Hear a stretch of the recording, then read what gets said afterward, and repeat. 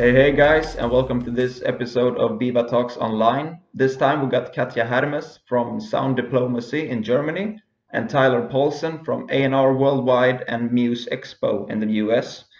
The times are still strange, and the music business is under a lot of pressure. However, there are some positive vibes in this episode as well, especially for emerging artists. So let's get into it. So, if we can just start with who you guys are and what you do in your different businesses. So, if we start with you, Katja. Mm-hmm. Yeah, hi, I'm Katja. I run the German office of Sound Diplomacy, and we're working with cities and governments to improve music in city development. And we're strategists and consultants on that level and do research about music and places. We also work on events, on international events, because we often do, for example, Canada at Reeperbahn Festival, or we were involved at South by Southwest, Germany at South by Southwest. So we're also involved in that kind of events circle. Great, thank you. And you, Tyler. My name is Tyler Polzin. I'm the vice president at a&r Worldwide in Los Angeles. Well, based in Los Angeles, I'm in Minneapolis at the moment.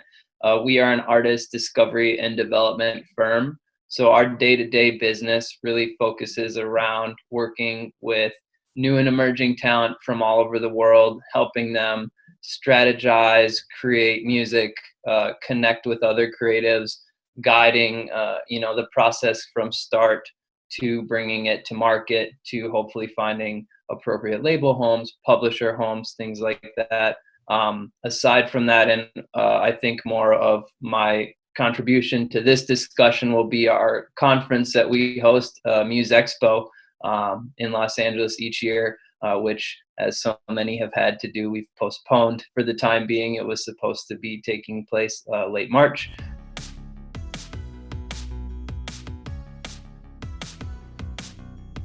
If you can, in short terms, just describe the situation right now for you guys living in Berlin and Minneapolis.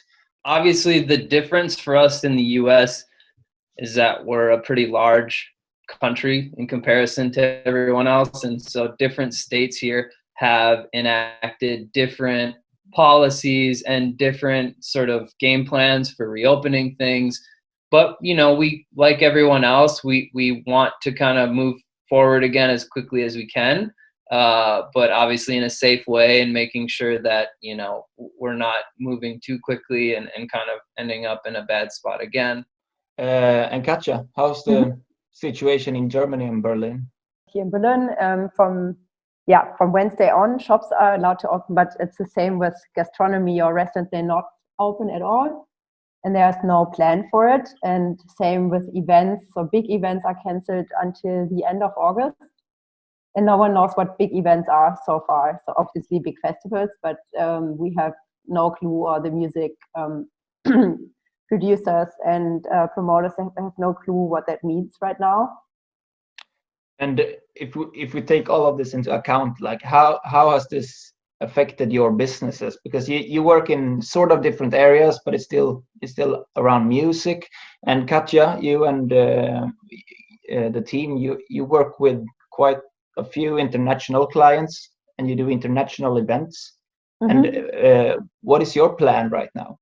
So there are actually two things that happen. So one is that we're supposed to do a big study to measure the value of music in Germany, the economic value in 6 cities and 3 states. So now what we decided with the cities together that we're gonna do, we won't call it this way, but that it's also gonna have a corona impact, basically, that we will measure the numbers before the crisis, and then at the end, probably end of this year, measure again what's the situation now, and then also have a survey and ask about the measurements, how they helped the musicians, or because there are a lot of emergency relief measures here in Germany, and then we can also evaluate what that means and also speak about the future. So where do we want to head to? And as Tyler said, it's also an opportunity, and have that in mind and that study, like, okay, how can we grow out of this stronger, even though that sounds very difficult at the moment. Yeah, that's one project. The other one, bigger one, is Canada at Book Fair, which is a huge big book fair in Frankfurt in October. And that's not cancelled yet. And we're supposed to do the music program for them. And so there, it's like every day, we don't know. So every day we think like, okay, let's just plan it, let's go ahead. But then planning with the Canadian artists coming over, they don't know if they're allowed to travel. Yeah. And is it the same for you guys, Tyler? Talking about Musexpo now, are you also dealing with uncertainty, or because you have postponed the conference? So in regards to Musexpo, you know, we're sort of in the same place as everyone else. We're just kind of waiting to see. I mean, a lot of it's going to hinge on the government regulations and obviously people's ability to travel between countries. And there's a lot of things that aren't really in our control, right? And so, you know, we just need to follow those guidelines and be aware of that as well. But on the a&r worldwide side, you know, working on the development of artists, you know, again, with that aspect of what we do, it's a great time because unsigned emerging talent have a really great opportunity now. So, like, would you say to independent artists, smaller artists right now, not only in America, but maybe in Europe as well, and the rest of the world, it's now a good time to actually like try to do something maybe new to get like seen in the media? It's hard. It's a fine balance, and I think artists that are releasing things or want to kind of capitalize on that need to have something very special, and that's not any different than it is at any other time either. But obviously, there's a lot of media coverage on the situation surrounding, you know, the virus and things like that. But I think, you know, people are kind of stuck at home. They want something unique. And I think for independent artists, they can kind of, the benefit right now is that you don't have Katy Perry releasing a new you know, like some of these larger scale artists, again, that just sort of take over the streaming playlists and things like that aren't releasing quite as quickly right now. And so for independent artists who kind of are a bit more flexible and can really take advantage of that, it's a good time. It just needs to be thought out and needs to, again, there needs to be something special or unique about it that captivates or draws in fans and consumers. But certainly there's a big opportunity right now as people have a little bit more time.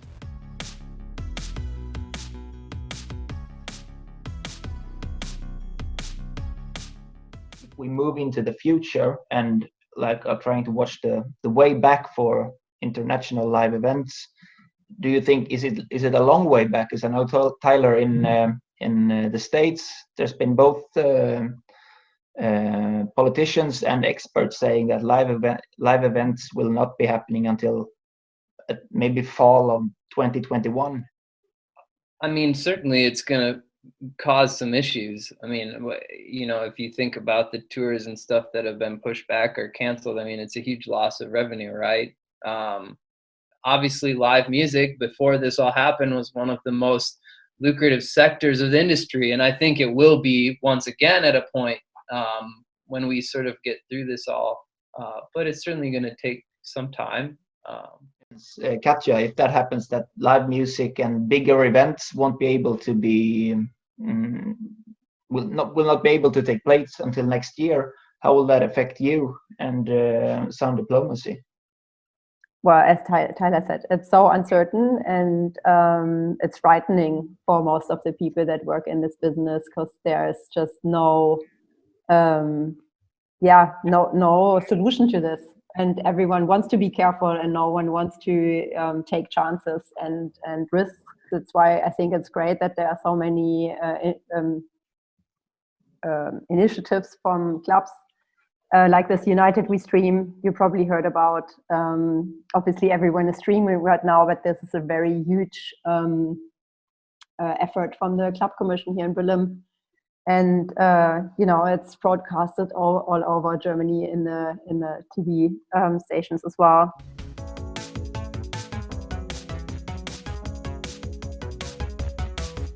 The good side of it, even though I know it's really tough for the people that work in that business, is really that people miss it so much to go to events and to shows and hear music, and it just becomes so obvious that it's much more than an economy, and it's such a social and cultural need of people to go to shows, and the streaming doesn't help. Obviously it helps at the moment, but it doesn't give you the feeling you have at all when you go to a live show.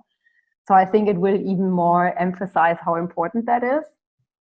Maybe you don't know that yet, but with your expertise and what you do at the moment, collecting this data from different countries and like losses of income for musicians, but also technicians, how will you use that later on? Do you know how you will use it in your business, or is that still? Yes, I think it becomes obvious that it's more important than ever to invest in music and to invest in culture as something you need, and that it's not a given, and that it's not for free, which is also a big problem with all the streamings right now, and the musicians, giving all their art out for free because they just don't know what else to do. So I think it's just, it shows even more that you need as a city to plan this properly and to have like a resilience in that sector as well, that can go through crises, because obviously, as we all know, some other big companies, they are just able to live for another 4 or 5 months like this. But most of the musicians, most of the clubs, they just don't have any money. They do it because they love their job and not because they're making money. They mostly just do it because of this intrinsic, obviously, feeling of wanting to do something in music. And how do you feel about that, Tyler? Are you receiving any government support, or are you not in need? We've been seeing a lot of the national companies based in the US, like the Live Nations and AEGs, kind of setting up funds to help with, crew members, people that are working on rigging and staging and things like that, and kind of helping to support their own communities. Companies, as Katja mentioned, the larger ones that have a little bit more to move forward on and can kind of afford to help support it. It's the one thing that's different in the US, not the one thing, but in Europe and in a lot of the European countries, you have a lot more government support for arts and creative industries, which is something that we just don't have in the US. But I think it's a great chance for the US to see that this is maybe something you need to support, and you can't just, think this is the economic sector that has to justify itself. I agree 100%. And when it starts to be realized how much is just the live industry alone, the residual effects of not having it for so long, how it trickles down to, everything else that's sort of impacted by that in terms of manufacturing companies for merchandise and other restaurants and bars around venues and, transportation and, there's so obviously so much more is impacted than just the agents or the promoters or the artists themselves. I certainly think that there will be a lot more fuel for an argument on our government needing to be a bit more aware of supporting, the creative industries as well, not just the live sector, but obviously any others as well.